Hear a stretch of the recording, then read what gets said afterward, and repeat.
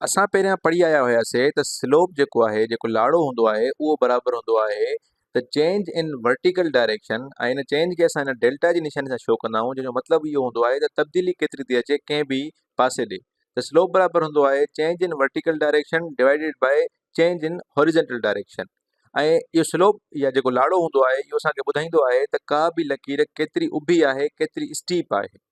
हाँ, जीअं मिसाल जे तौर ते असां वटि हिकिड़ो एक्स वाई प्लेन आहे, ऐं त इहो असांजो जेको स्लोप आहे उहो बराबरि थींदो चेंज इन वाई जेको वर्टिकल डायरेक्शन आहे divided by change in X जेको हॉरिजेंटल डायरेक्शन आहे। हाणे ॾिसूं त जेका इहा स्लोप जी असां वटि वसफ़ा आहे, इहा सही छो आहे। मिसाल जे तौर ते असां हिकु अहिड़ी लकीर था खणूं जंहिंजो स्लोप 1 हुजे, यानी उन में जेको चेंज इन वाई हुजे ऐं चेंज इन एक्स हुजे, उहो ॿई पाण में बराबरि हुजनि।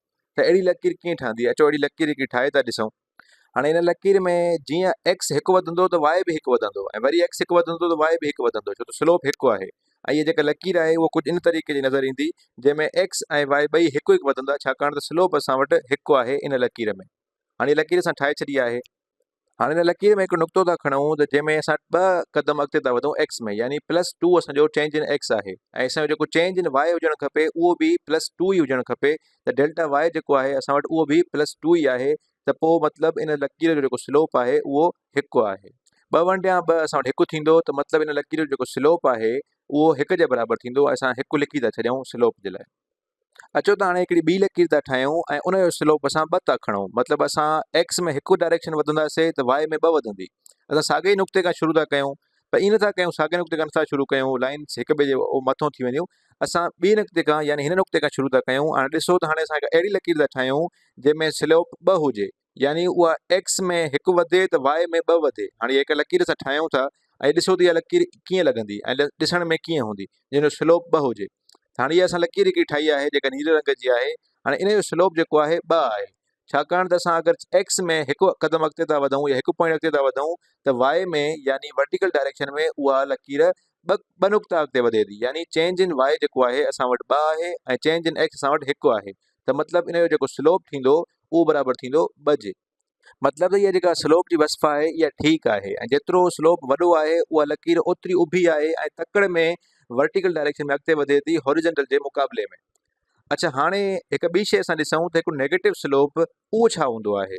नेगेटिव स्लोप असांजो ईअं हूंदो जो असां वटि जेको चेंज इन वाई आहे ऐं उनखे असां डिवाइड कयूं चेंज इन एक्स सां, या मां लिखां थो हिते त चेंज इन वाई जेको आहे अगरि असां हुनखे चेंज इन एक्स सां डिवाइड कयूं त असां वटि जवाबु अचे माइनस में, यानी -1 अचे। मिसाल खणूं था असां हिकिड़ो, त असां वटि change in Y upon change in X -1 आहे, यानी स्लोप असांजो -1 आहे। अगरि असांजो चेंज इन एक्स 1 जे बराबरि आहे त स्लोप नेगेटिव हुजण जे लाइ असांजो जेको चेंज इन वाई हुजणु खपे उहो -1 हुजणु खपे।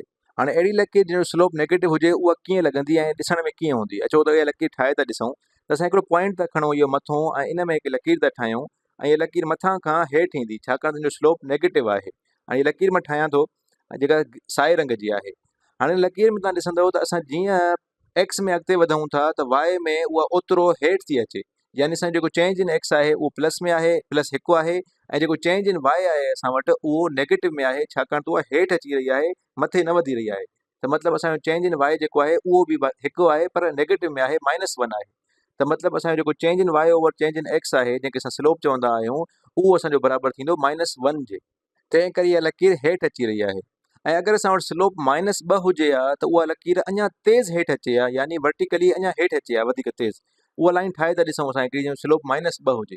असां इन पॉइंट खां शुरू था कयूं ऐं असांखे एक्स में 1 अंग अॻिते हेठि अचिणो आहे ऐं वाई में 2 अंग हेठि अचिणो आहे। त हिकु लकीर जंहिंजो स्लोप -2 हुजे उहा कुझु अहिड़े तरीक़े जी नज़र ईंदी।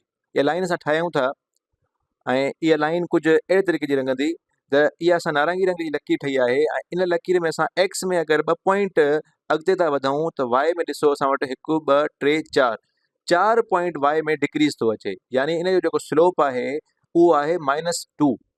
हिन लकीर जो स्लोप -2 हुजण जे करे इहा एक्स में जेतिरो अॻिते वधंदी उन खां ॿीणो वाई में हेठि ईंदी। उमेद आहे त हाणे तव्हांखे स्लोप जे बारे में ऐं पॉज़िटिव ऐं नेगेटिव स्लोप जे बारे में बहितर तरीक़े सां सम्झ में अची वियो हूंदो। इहो जेको अंग आहे जेको स्लोप खे रिप्रेज़ेंट कंदो आहे, इहो ॿुधाईंदो आहे त केतिरी उभी का बि लकीर आहे, ऐं जेतिरो वॾो अंग हूंदो ओतिरी उहा लकीर उभी हूंदी। ऐं अगरि नेगेटिव में हूंदो त उहा लकीर एक्स में वधण सां गॾोगॾु वाई में डिक्रीज़ थींदी, यानी हेठि वेंदी। ऐं जेतिरो वॾो अंग हूंदो उहा लकीर ओतिरी उभी हूंदी ऐं ओतिरो हुनजो जेको उभो हुजणु आहे, स्टीपनेस आहे, उहा वधीक हूंदी। ऐं नेगेटिव में वरी लाही ओतिरी हेठि हूंदी भले जेतिरो वॾो अंग हूंदो।